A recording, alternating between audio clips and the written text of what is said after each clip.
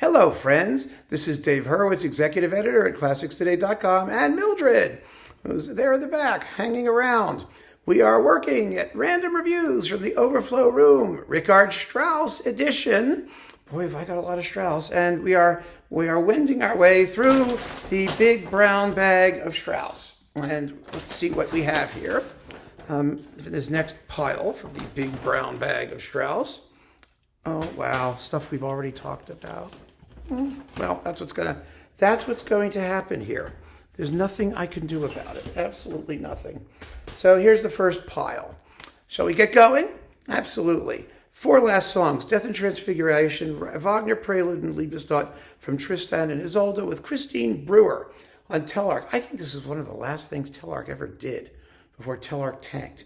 I like these performances, and Christine Brewer sings very well, and it's not, anyone's favorite version of this stuff, but it's quite good. I mean, what's not to like? You get the Prelude and Liebestod. You start with Death and work up from there. So there's that. Then we've got Salome. Oh, yes, with Crystal Goltz and Ernst Gutstein with Ottmar Sweetner and the Staatskapelle Dresden on Berlin Classics. Let's see, who's her? Herod is Helmut Melchert. Herodias is Siv Eriksdotter. And Crystal Goltz was like one of those crazy dramatic sopranos who just screamed her lungs out with anything she did. She was way past her prime when she made this stereo recording. There's an earlier mono one where she's a much, much better voice, but it's okay because Sweetner conducts fabulously, and you've got the Staatskapelle Dresden, and it's gorgeous to listen to, as long as you don't pay too close attention to Salome herself, which is hard in this opera, granted. Oh, famous Elektra. This is the Metropolis Elektra on Orfeo, this live recording from the Felsenreitschule, the Riders School, whatever thing, from 1957, Salzburg Festival, with Jean Madeira as Clytemnestra. Inga Bork is the psychopathic Elektra. Lisa Della Casa is Chrysothemis. Max Lorenz is Aegisthus. Orestes is Kurt Böhme. It's really exciting. Just an incredibly exciting performance in somewhat adequate mono broadcasty type quality sound. But for the singing, you got to hear this. And Metropolis, of course, because he conducted quite a bit at the Salzburg Festival, but he didn't make enough studio recordings before his untimely death. And so, yeah, it's kind of a classic. Then we've got this, which we talked about in the first video in this series. This is the third video, because it's included in that big cube of the complete Strauss operas. This is the Egyptische Helen with Dorati and Gwyneth Jones and Maddie Castu and Dinah Bryant and Barbara Hendricks and all those people. This is the opera, as I said before, with the all omniscient clam that talks for some reason in Act 1. Anyway, after you get past the clam, the plot doesn't improve from there, but the music is gorgeous. Absolutely gorgeous. And it's a beautiful performance. Kind of cool, actually. And Dorati was always doing that unusual stuff then. Now it's not so unusual, or it's not as unusual as it was, but it's still not an opera that you encounter regularly. Ariadne of Naxos. So this one's good. This is the Leinsdorf Ariadne with the Vienna Phil. This is awfully good. It's with Kurt Prager as the Haushofmeister, Walter Berry, Sena Urinach, Murray Dickey, Kurt Equeles, Harold Progelhoff, let's see, Lubomir Pantchev, Jan Pierce, Leonie Rieseneck is Ariadne, and the prima donna Roberta Peters is Zerbinetta, Hildy Russell Maidan is here as Dryad and Naiad and other things like that. Walter Berry is Harlequin. Murray Dickey is Brigella. I mean, there's some really famous singers from the 50s and early 60s. This is from 61.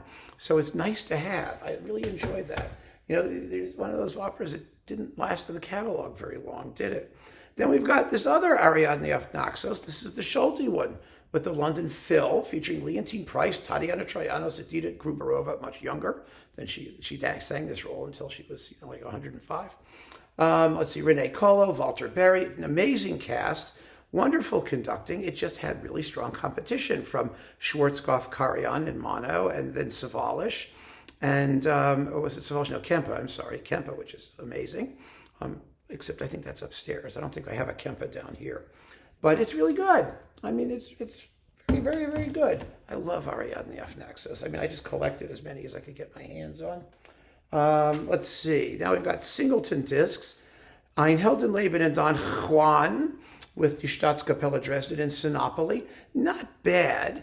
I mean, the sound is gorgeous. Heldenleben, as usual, hangs fire somewhat. The Don Juan is very slow. 19 minutes? Oh, it really should be 16 or less.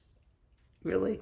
But it's very decadent. You know, Sinopoli and this stuff was all like oozing, slushy decadence. And the oozing, slushy decadence is oozing and slushy. So I can't argue with that. Cleveland Orchestra, Ashkenazi, doing Zarathustra till Eulenspiegel and Death and Transfiguration. The orchestra is better than the conductor. Let's just put it that way. But for that reason, I like hearing this orchestra do that stuff, especially since they did Don Juan, right? That's not on here. Till Eulenspiegel they did with Zell. And Death and Transfiguration they did with Zell, but Zarathustra they didn't. So there it is. That's why I think I kept that. Emmanuel Pahud, Works for Flute with Eric Lesage. The Richard Strauss Sonata for Flute and Piano, which is an arrangement of his violin sonata. Then you've got the Franck Sonata, which is an arrangement of the violin sonata, and the Widor Sonata for Flute and Piano, which is actually, or Suite for Flute and Piano, which is actually written for flute and piano. Go figure. I had to put it somewhere, so I stuck it under Strauss. You know, one of those things. Strauss conducts Strauss on Symposium. This is Don Juan. These are recordings made 1917 through 26, or the earliest recordings of Strauss doing his own stuff. And so you've got Don Juan till Eulenspiegel, Der Rosenkavalier film music, and Lieder sung by Heinrich Schlussnuss and Robert Hutt, accompanied by the composer. The sound is just wretched, you know, but it's historical. Don Quixote and Till Eulenspiegel's Merry Pranks. Oh, okay, this is the Japanese RCA Munch edition.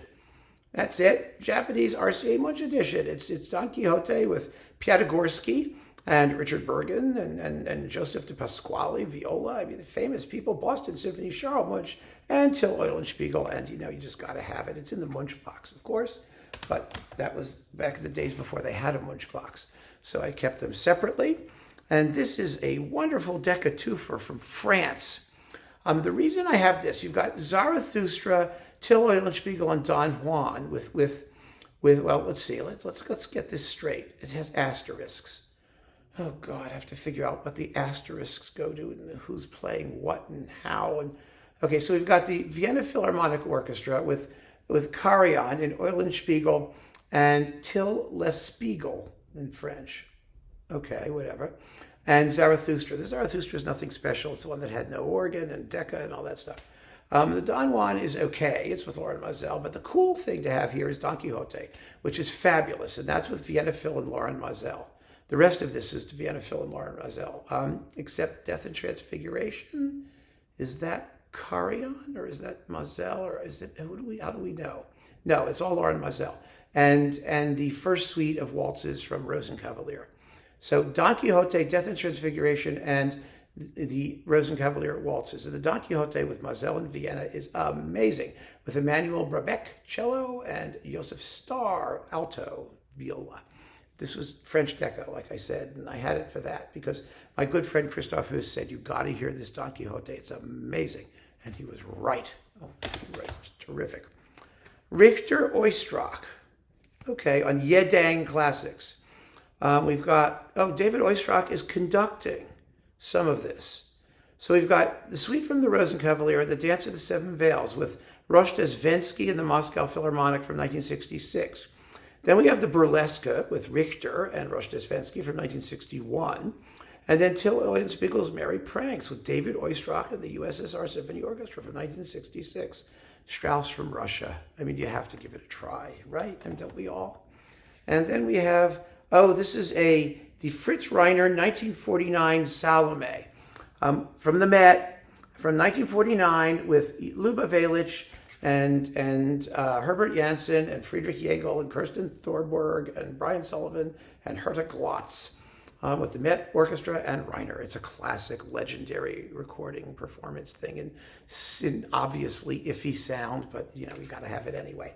So there we have the next pile of Strauss. Oh, I think that's enough for now. We're going to keep on going. There's a bunch more to come and some very interesting things too. Keep on listening, friends. Thanks so much for joining me. Take care.